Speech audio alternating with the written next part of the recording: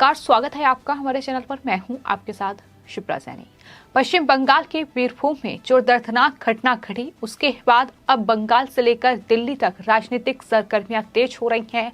बीरभूम जिले के पोगटुई गांव में 8 लोगों को जिंदा जला दिया गया, जिसके बाद अब राजनीतिक दलों के बीच वहां पहुंचकर राजनीतिक रोटियां सेकने का सिलसिला लगातार जारी है। पश्चिम बंगाल की मुख्यमंत्री ममता बनर्जी ने आज घटना स्थल का दौरा किया, तो वहीं टीएमसी का एक प्रतिनिधि मंडल आज दिल्ली पहुंचा और केंद्रीय गृह मंत्री अमित शाह से मुलाकात की है। आपको बता दें, तृणमूल कांग्रेस का एक प्रतिनिधि मंडल केंद्रीय गृह मंत्री से मिलने के लिए संसद पहुंचा। इस प्रतिनिधि मंडल में ड्रेक ओब्रायन, महुआ मोइत्रा, सुदीप बंदोपाध्याय सहित टीएमसी के दूसरे नेता भी मौजूद थे और उन्होंने केंद्रीय गृह मंत्री अमित शाह को एक पत्र सौंपा है, जिसमें उन्होंने अनुरोध किया है कि राज्यपाल को हटाया जाए। यानी राज्यपाल जगदीप धनखड़ जो लगातार पश्चिम बंगाल में इस हिंसा को लेकर ममता बनर्जी सरकार पर हमलावर हैं, जो साफ तौर पर ये कह रहे हैं कि हिंसा और जंगल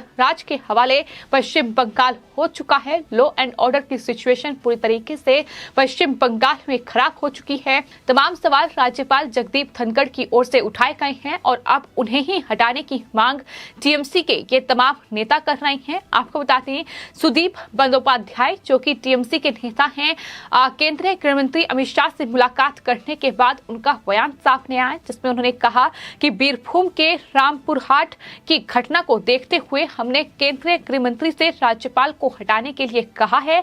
हमने जो पत्र मुख्यमंत्री ममता बनर्जी को दिया, वही पत्र की कॉपी हमने केंद्रीय गृह मंत्री अमित शाह को भी दी है, यानी राज्यपाल को हटाया जाए। तो पश्चिम बंगाल में जिस तरीके से ये पूरी घटना सामने आई है, जहां घरों में आग लगा दी गई, जिसमें 8 लोग जिंदा जलकर राख हो गए, इस पूरे मामले पर जाहिर तौर पर सियासत बेहद गरमाई हुई है। जहां एक तरफ ममता बनर्जी सरकार पर सवाल उठ रहे हैं कि आखिर क्या यही हाल है पश्चिम बंगाल में कानून व्यवस्था का। हालांकि कुछ ऐसी ही तस्वीर हम पश्चिम बंगाल विधानसभा चुनावों के दौरान भी देख चुके हैं और एक बार फिर से कुछ ऐसी ही तस्वीर नजर आई है, जहां टीएमसी का ये प्रतिनिधि मंडल दिल्ली पहुंचा और अब उन्होंने केंद्रीय गृह मंत्री अमित शाह से मुलाकात की। तो वहीं कांग्रेस नेता अधीर रंजन चौधरी और बीजेपी का प्रतिनिधि मंडल भी बीरभूम गया, वहां घटना स्थल का जायजा लिया है, उन परिवारों से मुलाकात की है। तो ये लगातार सियासी तस्वीर है जो इस पूरी हिंसा के बीच देखने को मिल रही है। तो पश्चिम बंगाल की इस घटना को लेकर लगातार तमाम राजनीतिक नेताओं के बयान सामने आ रहे हैं। बीजेपी इस पूरी घटना को लेकर जहां पश्चिम बंगाल सरकार यानी ममता बनर्जी पर हमलावर है, तो वहीं प्रधानमंत्री नरेंद्र मोदी ने भी इस घटना की निंदा करते हुए ये कहा है कि मैं पश्चिम बंगाल के बीरभूम में हुई हिंसक वारदात पर दुख व्यक्त करता हूं। अपनी संवेदना उन्होंने व्यक्त की है। प्रधानमंत्री ने कहा है कि मैं आशा करता हूं कि राज्य सरकार बंगाल की महान धरती पर ऐसा जघन्य पाप करने वालों को जरूर सजा दिलवाएगी। ये उम्मीद प्रधानमंत्री ने जाहिर की है और कहा है कि मैं बंगाल के लोगों से भी ये आग्रह करता हूं कि ऐसी वारदात को अंजाम देने वालों को, ऐसे अपराधियों का हौसला बढ़ाने वालों को कभी माफ ना किया जाए। प्रधानमंत्री ने साथ ही ये भी कहा है कि अपराधियों को जल्द से जल्द सजा दिलवाने में जो भी मदद राज्य सरकार चाहेगी, वो राज्य सरकार को मदद मुहैया कराई जाएगी। हालांकि इस पूरे मामले में अभी तक 20 लोगों को गिरफ्तार किया गया है। आपको बता दें कि पूरा मामला सोमवार का है, जहां एक बम हमले में टीएमसी नेता बादू शेख की मारे जाने की खबर सामने आई और उसके बाद इस तरीके से वहां उपद्रवी जो थे वो भड़क गए। उन्होंने घरों को आग के हवाले कर दिया और उसमें 8 लोग जिंदा जलकर राख हो गए, जिस पर अब इस तरीके का राजनीतिक बवाल हमें पश्चिम बंगाल से लेकर दिल्ली तक देखने को मिल रहा है। प्रधानमंत्री का बयान सामने आया है, तो वहीं बीजेपी जो अध्यक्ष रहे हैं पश्चिम बंगाल के दिलीप घोष, उनका बयान सामने आया है। उन्होंने कहा है कि घटना को 4 दिन हो गए हैं और ममता बनर्जी आज घटना स्थल पर पहुंची हैं। जब तूफान आता है तो प्रधानमंत्री मोदी दूसरे दिन ही दिल्ली से बंगाल पहुंच जाते हैं और अधिकारियों के साथ बैठक करते हैं, लेकिन ममता बनर्जी को उस घटना स्थल पर जाने में 4 दिन लग गए। यानी इस पर भी अब बीजेपी लगातार ममता बनर्जी सरकार पर हमलावर है।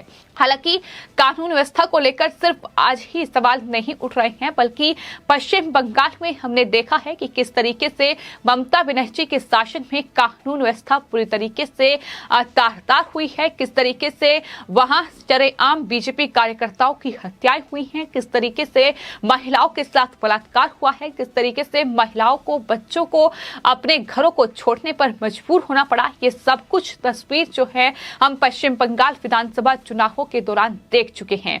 हालांकि आज भी किस तरीके का माहौल पश्चिम बंगाल में है, ये साफ तौर पर ये घटना बयां कर रही है, जहां ममता बनर्जी रोहिंग्याओं और इन घुसपैठियों का सहारा लेकर चुनाव तो जीत जाती हैं, लेकिन उसके बाद इस तरीके की तस्वीर पश्चिम बंगाल में हर रोज देखने को मिलती है, जहां इस तरीके से लोगों को जिंदा जला दिया जाता है, लोगों को सरेआम गोलियों से भून दिया जाता है। ये तमाम तस्वीरें हैं जो पश्चिम बंगाल की देखने को मिलती है। हालांकि आज ममता बनर्जी जब घटना स्थल पर पहुंची तो आपको ये भी बता दें कि वहां उनके स्वागत में बड़े बड़े बोर्ड लगाए गए थे। हालांकि इस पूरी तस्वीर को देखकर सोशल मीडिया पर लोगों का गुस्सा फूट पड़ा और साफ तौर पर लोगों की तरफ से कहा गया कि ममता बनर्जी वहां उन परिवार के लोगों को संवेदना प्रकट करने उनके लिए पहुंची हैं या फिर अपना चुनाव प्रचार करने के लिए पहुंची हैं। इस सवाल का जवाब टीएमसी दे, इस सवाल का जवाब ममता बनर्जी दें, क्योंकि जिस तरीके से उनके स्वागत में वहां बड़े बड़े बोर्ड लगे थे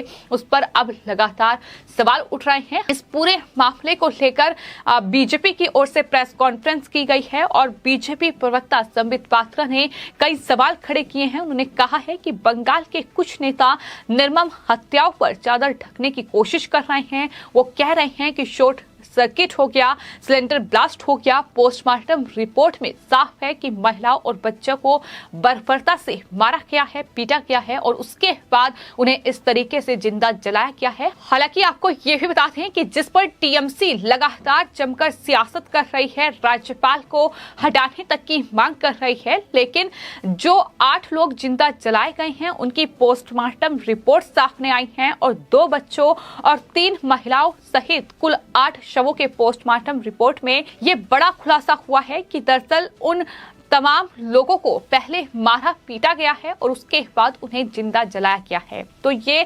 फॉरेंसिक विशेषज्ञ जो हैं उन्होंने दरअसल ये निष्कर्ष निकाला है और ये बड़ा खुलासा हुआ है। हालांकि ये पूरा मामला कोर्ट तक भी पहुंच चुका है और कोर्ट में लगातार कानूनी कार्रवाई जो है वो इस पूरे मामले को लेकर चल रही है। लेकिन फिलहाल जिस तरीके से पश्चिम बंगाल में ये पूरी घटना देखने को मिली, जहाँ एक नेता की एक हमले में मारे जाने की खबर सामने आई और उसके बाद उपद्रवी भड़क गए, जिसको लेकर अब इस तरीके से सियासत गरमाई हुई है। हालांकि जो पश्चिम बंगाल में बीजेपी के तमाम नेता हैं, फिर चाहे वो शुभेंदु अधिकारी हो, दिलीप घोष हो या तमाम दूसरे नेता हो, वो लगातार ये मांग कर रहे हैं कि पश्चिम बंगाल में राष्ट्रपति शासन लगाया जाए, क्योंकि पश्चिम बंगाल में कानून व्यवस्था पूरी तरीके से बेकार हो चुकी है, कानून व्यवस्था पूरी तरीके से तार-तार हो चुकी है। पश्चिम बंगाल में जंगल राज स्थापित हो चुका है और फिलहाल पश्चिम बंगाल ममता बनर्जी से नहीं संभल रहा है, जिसके बाद लगातार राष्ट्रपति शासन की मांग तेज हो रही है। तो वहीं प्रधानमंत्री ने अपनी प्रतिक्रिया इस पूरे मामले पर दी है और साफ तौर पर यह कहा है कि अपराधियों को जल्द से जल्द सजा दिलाई जाए। जो भी अपराधी हैं वो बख्शा नहीं जाना चाहिए और उन्हें जो मदद राज्य सरकार को चाहेगी वो मुहैया कराई जाएगी। तो बीजेपी और टीएमसी इस पूरे मामले को लेकर आमने सामने हैं। राज्यपाल लगातार पश्चिम बंगाल में ममता बनर्जी सरकार पर सवाल उठा रही हैं, लेकिन देखना होगा कि आखिर कोर्ट इस पूरे मामले पर क्या फैसला सुनाती है और क्या कुछ तस्वीर आने वाले वक्त में पश्चिम बंगाल की नजर आती है।